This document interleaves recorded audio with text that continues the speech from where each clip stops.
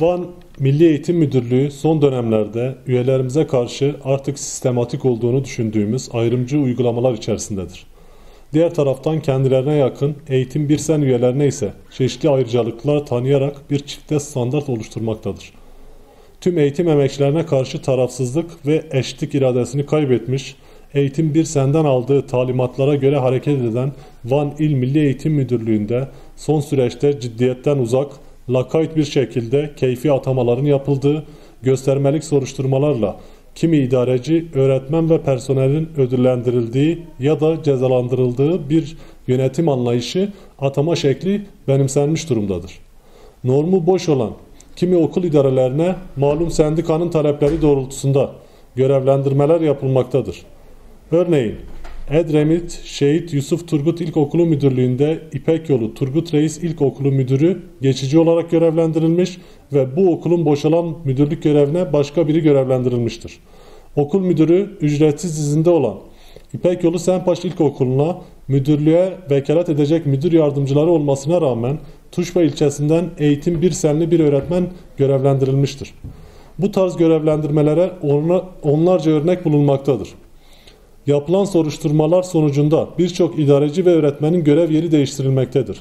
Ancak yer değiştirmelerde Eğitim Birsen üyelerine ödül gibi yer değişiklikleri verilirken, örneğin Gürpınar Eğitim Birsen ilçe temsilcisi uyduruk bir soruşturma ile köy okulu müdürlüğünden Gürpınar Halk Eğitim Merkezi Müdürlüğü'ne kadrosuyla birlikte atanarak ödüllendirilmiştir. Gürpınar ilçesinde göstermelik bir soruşturma ile yapılan bu atamayı yargıya taşıyacağımız bilinmelidir. Sendikamız üyesi, idareci ve öğretmenler ise adeta cezalandırılmaktadır. Şehit Jandarma Yusuf Turgut İlkokulu Müdür Yardımcısı üyemiz soruşturma sonucu uzak bir köye sürgün edilirken aynı okulda görevlendirme ile çalışan müdür ile ilgili hiçbir işlem yapılmamıştır. Saray ilçesinden bir üyemiz soruşturma sonucunda Çaldıran ilçesine sürgün edilmiş ve maalesef bu yer değişikliğiyle ilgili hukuki süreç işletilemeden Çaldıran'da meydana gelen bir trafik kazasında yaşamını yitirmiştir. Erciş ilçesinde görev yapmakta olan bir üyemiz ölçülülük kuralına aykırı bir şekilde soruşturma sonucu Başkale ilçesine adeta sürgün edilmiştir. İpek Yolu İlçe Milli Eğitim Müdürlüğü'nde görevlendirme ile çalışan ve ilçede kendisine ihtiyaç duyulan bir üyemizin İl Milli Eğitim Müdürü ile defalarca görüşmemize rağmen Eğitim Birsen'in talimatı ile görevlendirmesi iptal edilmiştir. İpek Yolu İlçe Milli Eğitim Müdürlüğü'nde farklı ilçelerden görevlendirme ile çalışan birçok personel bulunmasına rağmen özellikle bu üyemizin görevlendirmesinin iptal edilmesi talimat ile çalışıldığının da bir göstergesidir.